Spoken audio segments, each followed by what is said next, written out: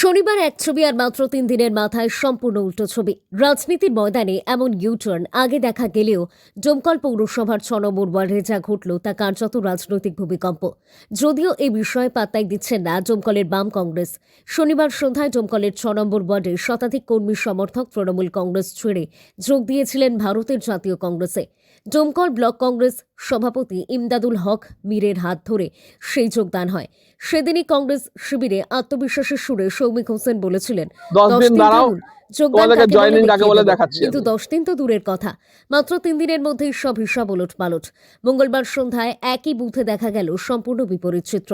কংগ্রেস ও বাম শিবির ছেড়ে শতাধিক কর্মী সমর্থক যোগ দিলেন আবার তৃণমূল কংগ্রেসে।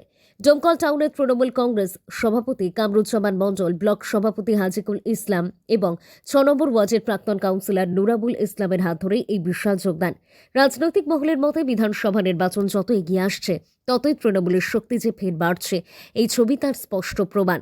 যোগদানের মঞ্চ থেকেই বিরোধীদের উদ্দেশ্যে খোলা চ্যালেঞ্জ ছুড়ে দেন প্রাক্তন কাউন্সিলর নুরাবুল ইসলাম। তিনি বলেন, গত লোকসভা নির্বাচনে এই ওয়ার্ড থেকে ২,০০০ ভোটে লিড দিয়েছি, আসন্ন বিধানসভা নির্বাচনে ৩,০০০ ভোটে লিড দেব। এই আমার চ্যালেঞ্জ বাম কংগ্রেসকে। একদিকে কংগ্রেস শিবিরে ধাক্কা, অন্যদিকে তৃণমূল শিবিরে উৎসব। ডোমকলের রাজনীতিতে এখন একটাই প্রশ্ন, এই যোগদানের স্রোত কি থামবে, নাকি ২৬-এর আগে আবারও বড় চমক অপেক্ষা করছে? ডোমকল টাউন তৃণমূল কংগ্রেস সভাপতি কামরুজ্জামান মণ্ডল কি বললেন, প্রাক্তন কাউন্সিলর নুরাবুল ইসলামই বা কি দাবি করলেন, আর যোগদানকারীদের বক্তব্যই বা কি? চলুন শুনে নেওয়া যাক তাদেরই মুখে।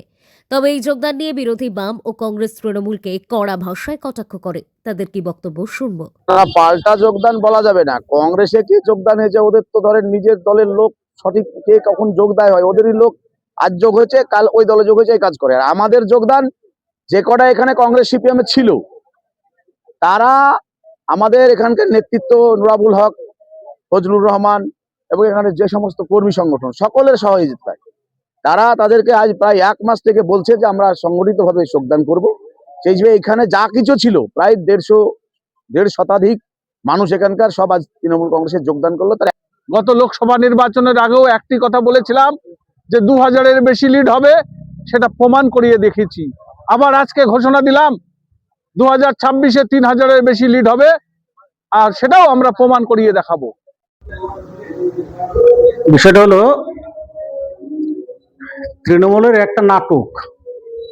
আমাদের কংগ্রেসের যারা যোগদান করেছে তারা কেউ যোগদান করেনি। এদের হামকি, এদের চমকানি, এদের ধমক, এদের কোনো কাজই লাগবে না। রামও নাই, অযোধ্যাও নাই। এদের আবার নতুন ভাবে বাংলাতে কিছু করার ক্ষমতাও নাই। যে গোটা ডোমকলে তৃণমূল এখন দিশাহীন এবং হচ্ছে যে ওরা কি করবে ঠিক পাচ্ছে না।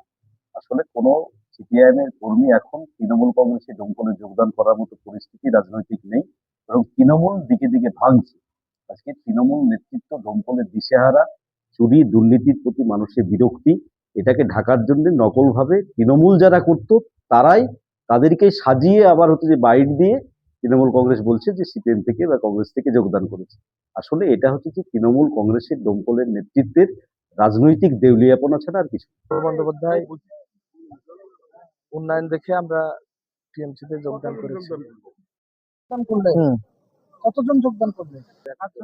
150 লোকের বেশি হবে। ভয় দেখিয়ে নিয়ে আসলো নাকি? না, ভয় দেখিয়ে দেয়নি, স্বেচ্ছায়। আগে কোন দল করতেন? আগে কি দল হতো, সিপিএম হতো, কংগ্রেস হতো। তৃণমূলে যোগ দিলেন? হ্যাঁ, ভালো লাগছে তাই যোগ দিলাম।